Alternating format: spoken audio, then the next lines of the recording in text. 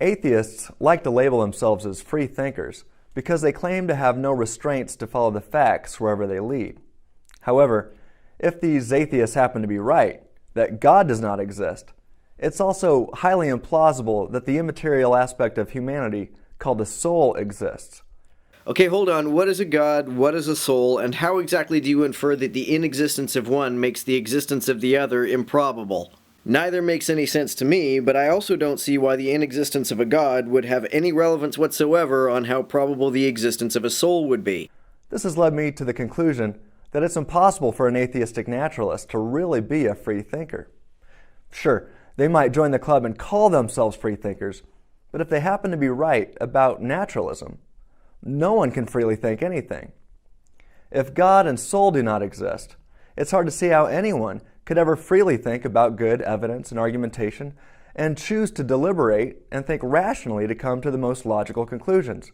This reminds me of one of Frank Turek's favorite catchphrases. If there's no free will, you're not reasoning, you're just reacting. This of course assumes that reasoning can't be a reaction. I see no reason why reason can't be a reaction. People who call themselves free thinkers don't necessarily intend to imply that they believe in free will. Rather, this term simply means that they question ideas or authorities that are traditionally considered reliable if not infallible. To say that free thinkers call themselves that because they believe in free will is a misunderstanding at best and a straw man at worst. This is demonstrated in an argument I crafted after dwelling upon what it means to freely think. This is called the free-thinking argument. Premise 1.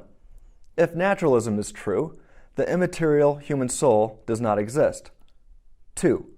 If the soul does not exist, libertarian free will does not exist. Why not? There are plenty of materialists and naturalists who believe in libertarian free will. 3.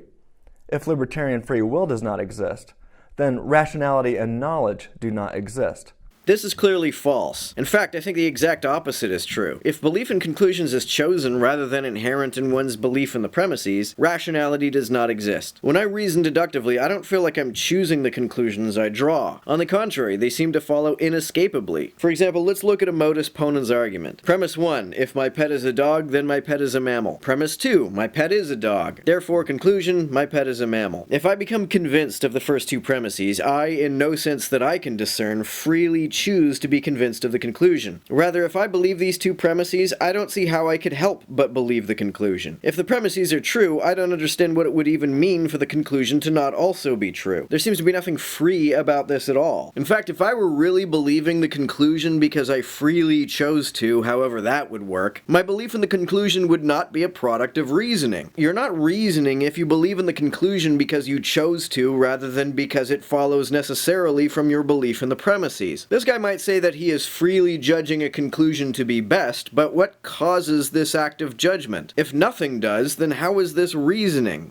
4. Rationality and knowledge exist. 5. Therefore, libertarian free will exists. 6. Therefore, the soul exists. 7. Therefore, naturalism is false. And 8. The best explanation for the existence of the soul is God. Even if a soul exists, I don't see how a God is any explanation at all, let alone the best explanation. Basically, premise 1 is synonymous with if naturalism is true, nature is all that exists. That's pretty straightforward. Premise 2 is tantamount to if all that exists is nature, then all that exists is causally determined by the laws of nature. This is false. If naturalism is true, that in no way precludes the occurrence of random uncaused events and things outside of human control. Premise 3 is equivalent with if all things are causally determined, then that includes all thoughts and beliefs. Now, if our thoughts and beliefs are forced upon us, and we could not have chosen better beliefs, then we are simply left assuming that our determined beliefs are good.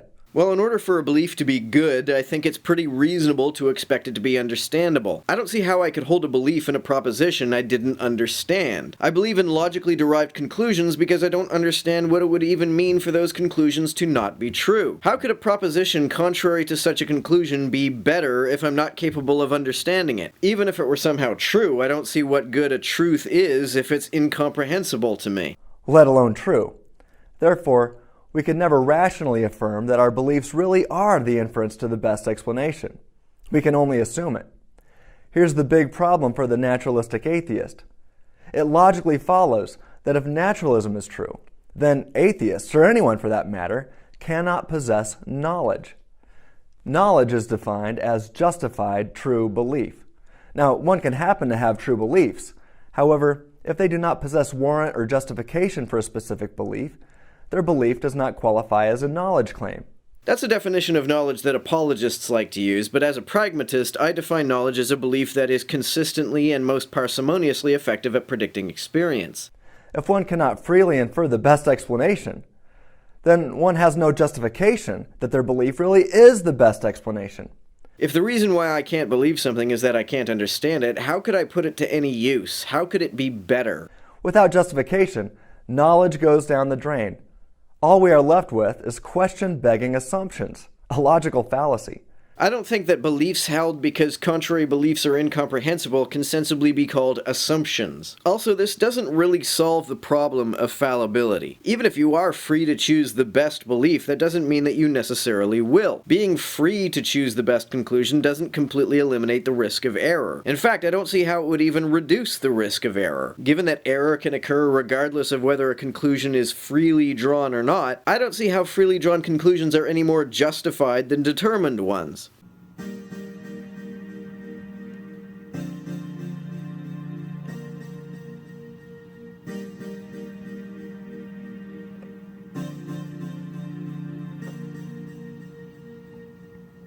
To everyone who helps me out on Patreon, you're a big help. Thanks so much.